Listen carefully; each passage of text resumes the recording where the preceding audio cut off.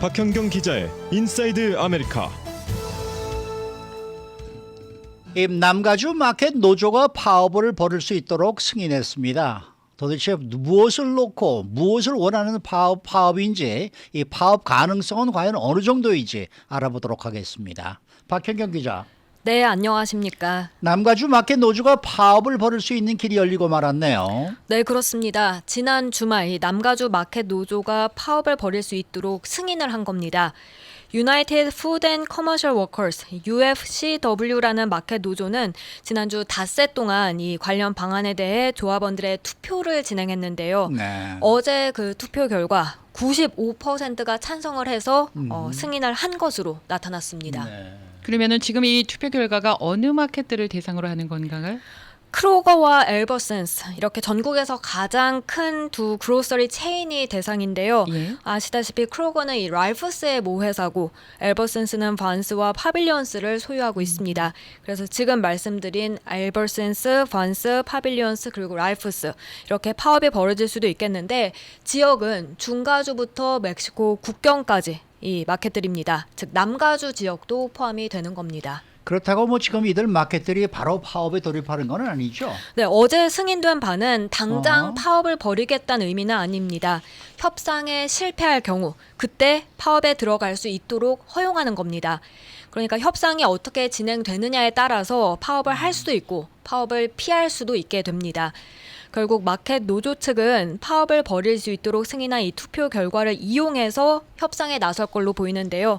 실제로 LA 지역의 이 노조 캐티핀 협상 대표는 마켓 측에서 합당한 협의를 이제 위한 준비된 자세로 테이블에 나오든지 아니면 우리는 다른 곳에 가서 투쟁을 벌인다, 파업한다고 이렇게 밝히고 있습니다. 그러면은 무슨 내용으로 협상을 벌이고 있는 건가요? 앞서 전해드린 마켓들의 540개 매장, 4만 7천여 명 직원들을 대상으로 한 3년짜리 계약이 지난 6일에 만료가 됐고요. 네. 새 협상이 지난 1월부터 이제 진행되어 왔는데 네. 3주 전쯤 그 협상이 막혀버렸습니다. 이 직원들은 상당한 임금 인상과 함께 파타임 직원들에게 주어지는 그 최소한의 근무 시간을 더 늘려줄 것을 요구하고 있습니다.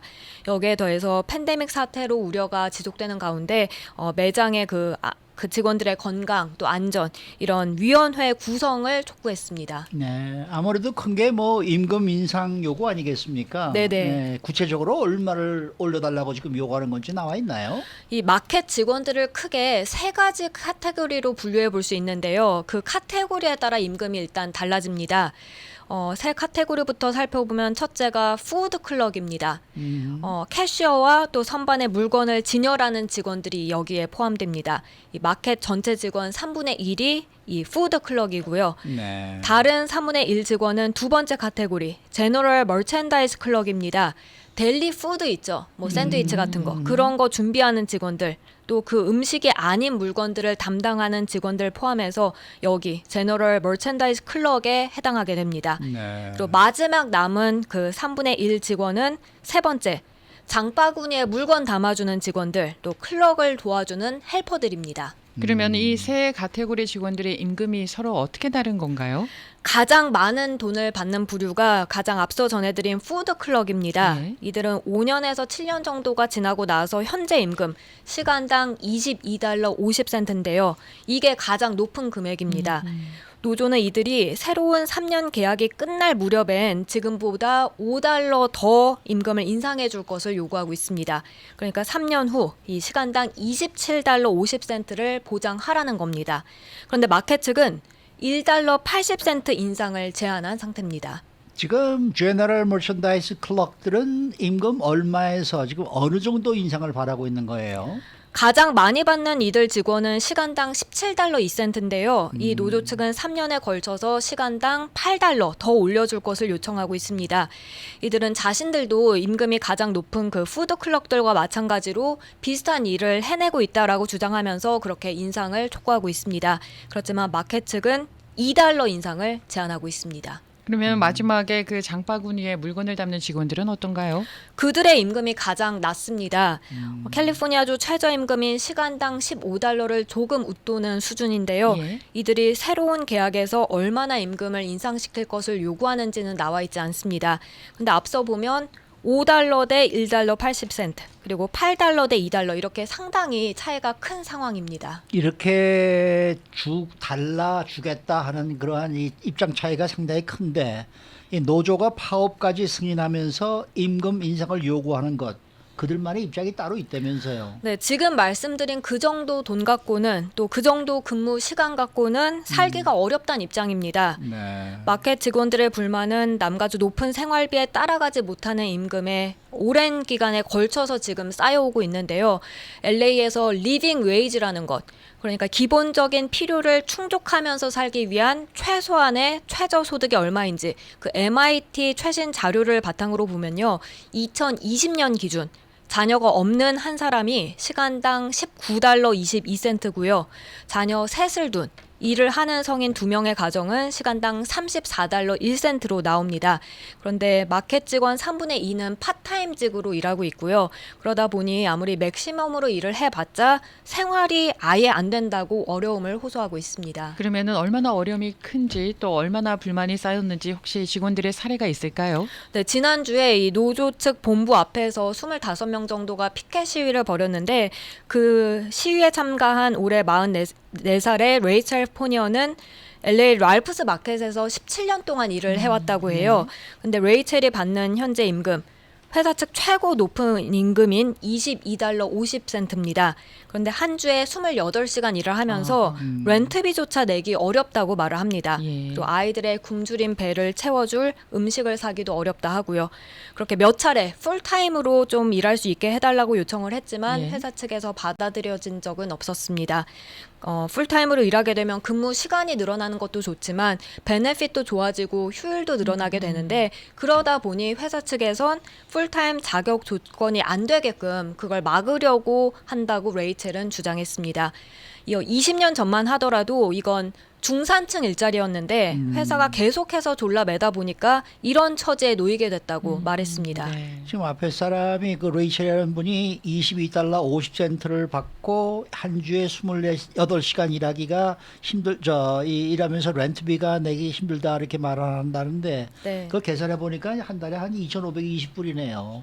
그러니까 굉장히 지금 낮은 건 사실이네요. 그렇죠. 네. 이 레이첼 같은 경우에는 남편이 또 교통사고를 당해서 일을 못하는 상황이어서 더더욱 이게 힘들어졌다고 말했습니다. 그러니까 $22 50센트씩 풀타임이면은 모르겠는데 이렇게 파트타임으로 28시간만 일을 하고 이렇게 되면은 정말 좀 힘든 상황이네요.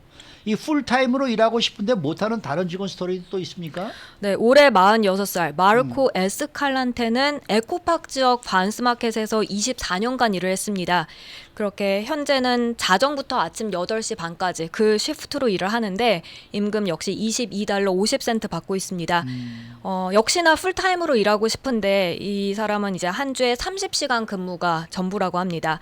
그 마르코는 인플레이션 감안해서 회사 측이 향후 3년간 매년 시간당 60센트 인상을 제안했는데 이 제안은 임금 삭감이나 마찬가지다 이렇게 말을 하면서 따귀를 때리는 행위라고 비유했습니다. 오히려 15년 전에 더 많은 돈을 벌었던 셈이라고 주장했습니다. 그러면은 마켓 측의 입장은 어떤가요? 이에 대해서? 노조 측이 원하는 대로 다 들어주기가 어려운 게 그러다 보면 그게 결국은 이제 손님들 부담으로 넘어간다고 말하고 있습니다. 랄프스 측은 노조 측 제안대로라면 남가주 거의 모든 가정들이 한 달에 $400 이상 장을 보는데 더 쓰게 될 것이라고 밝혔습니다. 그럼 그 손님들이 어떻게 할 것인가? 노조가 없는 마켓 측으로 옮겨서 장을 볼 것이란 관측입니다. 네. 결국은 그렇게 되면 장기적으로 봤을 때 그 마켓 직원들에게도 득이 될 게 없다는 주장을 펴고 있습니다. 사측은 손해를 안 보겠다는 의미로 저는 들리는데요. 네. 아니 노조가 없는 마켓이 있습니까? 아마존이 소유한 홀푸드 마켓 그리고 트레이더 조스 등이 있습니다. 그리고 노조가 없는 소매 업체로는 타겟, 월맛이 있는데요. 아시겠습니다만 타겟, 월맛 다 최근에 그로서리 비즈니스를 확장하고 있는 그렇죠. 추세입니다. 네. 그러니까 랄프스나 본스 같은 데서 주로 장을 보던 손님들이 직원들의 임금 인상이나 아니면 베네핏 확대 등으로 장바구니 부담이 커지게 되면 결국은 이런 홀푸드나 트레이더 조스, 월맛, 타겟 이런 쪽으로 가서 장을 보게 될 것이란 뜻입니다. 그리고 또 팬데믹을 거치면서 마켓에 대한 비판도 크다고 하는데요. 이건 어떤 내용입니까? 팬데믹 때 마켓들이 상당한 수익을 남겼었죠. 네. 슈퍼마켓들은 보통 수익 마진이 약 2%로 꽤 작은 편이라 하는데요. 근데 팬데믹 당시에 식당들이 문을 닫고 사람들이 집에서 요리해 먹으면서 크로거의 경우에는 2019년부터 2021년 작년까지 수익이 43억 달러, 거의 그 전에 2배가량 뛰었다고 합니다. 그런데 이 수익 대부분은 이제 위험을 무릅쓰고 일했던 직원들 대신에 간부들과 투자가들에게 돌아갔다는 겁니다.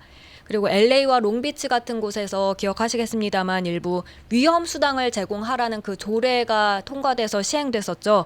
그때 크로거는 마켓 5곳의 문을 아예 닫았죠. 네, 닫아버렸습니다. 맞아요. 그랬어요. 재정적으로 유지하는 게 거의 불가능하다 이렇게 하면서 말이죠.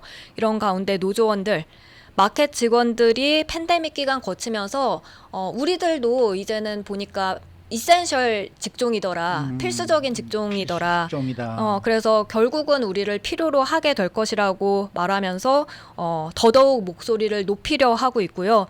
마켓 측은 파업으로 누구도 승자가 될 수는 없다. 이 점을 강조하면서 만일의 사태에 대비해서 임시직 직원을 고용하기 시작했습니다. 네. 협상은 오는 30일 수요일부터 시작이 되는데 실제로 장기간 마켓들이 파업을 벌인 적이 있습니다. 맞아요. 2003년과 2004년 네, 보니까 기억나요. 5개월 가까이 파업에 들어갔었더라고요. 네. 그래서 이번에도 뭐 어떻게 될지 모르겠지만 파업 가능성이 완전히 없다고 말할 수는 없습니다. 근데 이제 한인 커뮤니티는 뭐 한인 마켓들이 있기 때문에 네. 랄프스가 문을 파업한다 그러면은 뭐 한인 마켓만 더 신나는 거죠. 네.